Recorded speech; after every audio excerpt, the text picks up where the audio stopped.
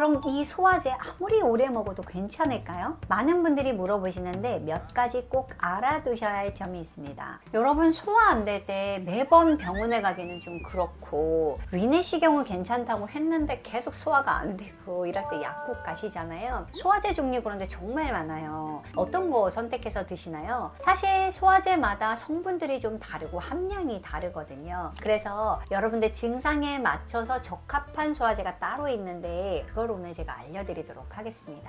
차이점을 알고 언제 어떤 걸 선택하면 좋을지 실제 증상에 맞춰서 이제 알려드리는데, 성분별 주의사항 그리고 또 장기 복용할 때 체크할 점까지 한번 정리해 보면 좋겠습니다. 일단 제품별로 한번 알아볼게요. 첫 번째, 헬스타일 플러스적입니다. 이 제품은 췌장 효소, 그러니까 판크레아틴 함량이 많아요. 그래서 과식했거나 전반적으로 체한 느낌이 있을 때, 즉 고기, 채소, 밥 다 많이 먹었을 때, 과식했을 때 도움 받을 수 있습니다. 즉 삼겹살도 먹고요, 된장찌개 밥 후식도 먹고 거기에 냉면에 누룽지까지 먹었을 때, 이럴 때 드시면 됩니다. 보통 소화 기능이 괜찮은 분이 그냥 정말 과식했을 때 헬스타일이 정말 좋고, 여기에 가스를 줄여주는 시메티콘이랑 섬유소 분해 요소도 들어있어서 더군다나 지방 소화를 돕는 UDCA도 들어있으니까 일단 전반적으로 소화가 안 된다 싶을 때 헬스타일을 생각하면 됩니다. 근데 이런 경우에 소화불량의 특징은 식사 직후에는 막 아프고 이러지 않아요. 그냥 그때는 배부르다 이런 정도인데, 한 1시간, 2시간이 지나도 계속 소화가 안 되는 느낌이 있을 때, 이럴 경우에는 한 2시간쯤 지났을 때 필요한 게 이 췌장 효소인데 이게 부족해서 소화불량이 느끼시는 거거든요. 그래서 식사하고 한 1시간이 지나도 소화가 안 돼서 불편하다 할 때 헬스타를 선택하시면 됩니다. 두 번째는 배아제종입니다. 배아제는요, 이 헬스타일과 달리 판크레아틴, 췌장 효소는 좀 함량이 낮은데 대신 디아스타제, 리파제, 셀룰라제 이렇게 영양소별로 소화 효소가 따로따로 보강이 되어 있습니다. 특히 채소 먹고 가스 찰 때, 또는 식이섬유 많은 식사했을 때, 즉 우리나라 보통의 여성분들 그냥 밥에 나물 반찬, 찌개, 국 이렇게 드셨는데 소화가 안 되거나, 아니면 샐러드 같은 거 많이 드셨는데 소화가 안 되거나, 이럴 경우에 배아제가 도움됩니다. 배아제에도요, 가스 줄여주는 시메티콘이 많이 들어있어서 트럼이나 장내 가스가 많이 생기는 분들에게 도움이 될 수 있습니다. 세 번째는 닥터 배아제인데요. 닥터 배아제는 말 그대로 배아제에서 이제 업그레이드 버전으로 뭐가 추가됐냐면 리파제, 즉 지방 소화가 훨씬 강력하게 도움 받을 수 있습니다. 즉 기름진 식사 드시고 설사의 경우 뭐 피자나 햄버거 같은 서양의 식단들 있잖아요. 그런 기름진 식사를 하고 뭔가 소화가 안 된다 하면 배아제보다는 닥터 배아제를 선택하시는 거죠.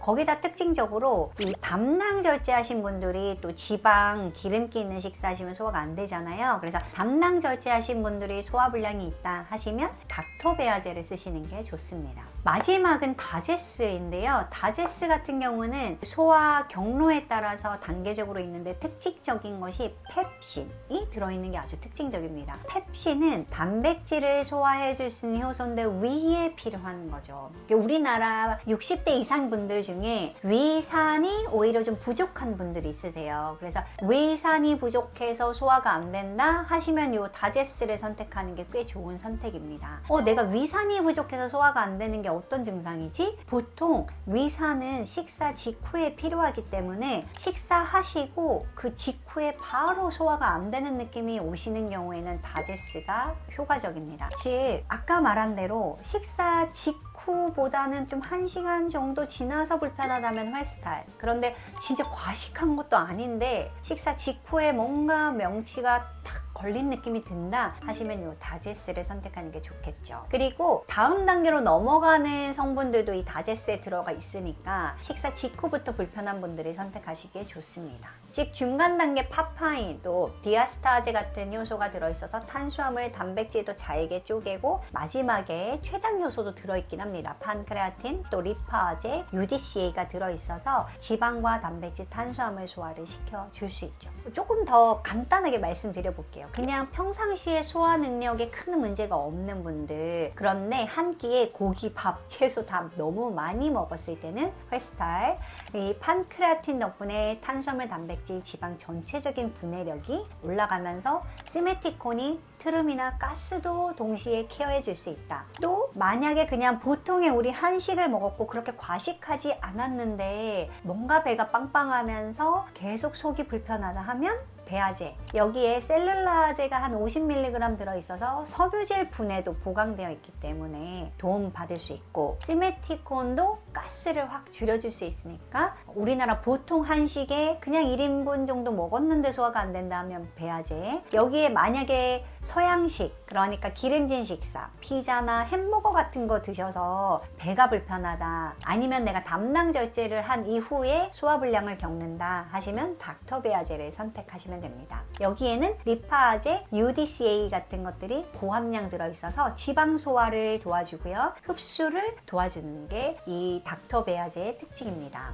마지막으로, 고기를 그렇게 많이 먹는 건 아닌데 먹기만 하면 체한다, 그리고 식사 직후에 불편하다 하시면 다제스를 선택하시면 됩니다. 즉 아주 처음 단계, 즉 펩신과 파파인이 단백질을 선분해해주는 능력이 있기 때문에 위산 저하로 고생하시는 분들 이 다제스가 도움될 수 있습니다. 그럼 이 소화제 아무리 오래 먹어도 괜찮을까요? 많은 분들이 물어보시는데 몇 가지 꼭 알아두셔야 할 점이 있습니다. 먼저 오늘 제가 말씀드린 이 4가지 소화제 외에는요, 다른 소화제 중에는 위장운동 조절제 또는 제산제가 들어있어서 장기 복용할 때 위 기능과 소화 능력을 더 떨어뜨리는 경우가 있으니까 주의하셔야 됩니다. 그래서 꼭 제산제가 들어있는지 아니면 그 위장운동 조절제가 함께 들어있는지를 확인하셔서 선택을 하셔야 되고요. 보통 이게 그 급성으로 복통이나 위경련 같은 증상에는 도움이 되지만 장기 복용할 때는 오히려 변비나 어지럼증 같은 부작용이 생길 수 있다는 거 기억하시면 좋겠습니다. 그 다음, 지금 제가 오늘 설명한 것 중에 소화효소 말고 새롭게 등장하는, 계속 언급되는 게 시메티콘인데요. 시메티콘이 이제 장내 가스를 제거해주는 성분입니다. 그래도 다행스러운 건 이 시메티콘은 체내 흡수는 거의 되지 않고 이 위장관을 지나가면서 기능을 하기 때문에 장기 복용에도 비교적 안전하다고 알려져 있습니다. 하지만 셀룰라제가 들어있는 제품들은 좀 주의하실 필요가 있습니다. 섬유소를 너무 많이 분해해버리면 장내 유익균의 먹이인 프리바이오틱스가 좀 줄어들 수 있어요. 그로 인해서 보통 좋은 장 하면 항상 언급되는 짧은 사슬 지방산, short chain fatty acid라고 하는 이 SCFA가 좀 감소할 수 있는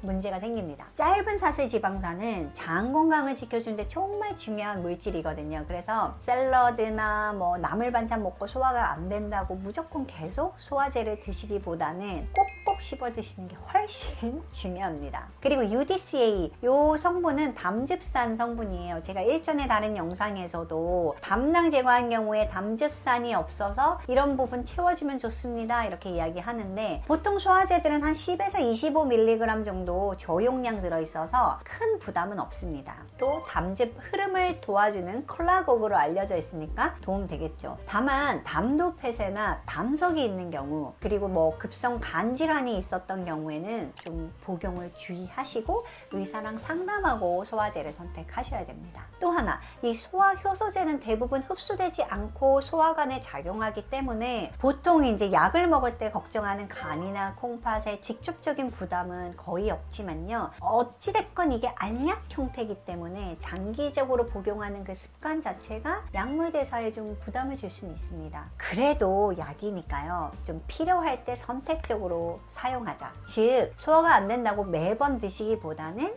내가 왜 소화가 안 되지? 대부분 가장 중요한 거, 치아를 잘 쓰지 않아서죠. 너무 빨리 드셔서죠. 그리고 또 좀 과식해서 그럴 수도 있잖아요. 그러니까 천천히 잘 씹고 과식하지 않고 내 소화력을 회복하면서 맞춰서 드시는 게 가장 중요합니다. 하지만 위절제하시거나 아니면 저체중으로 고생하시는데 식욕이 없거나 소화가 안 된다 하시면 이 살이 어느 정도 찔 때까지는 적극적으로 활용하시고 충분한 식사를 하는 게 매우 중요합니다. 이 2가지를 기억하시고요, 현명하게 선택하시면 좋겠습니다. 오늘도 긍정적인 하루 되세요. 감사합니다. 긍정닥터였습니다.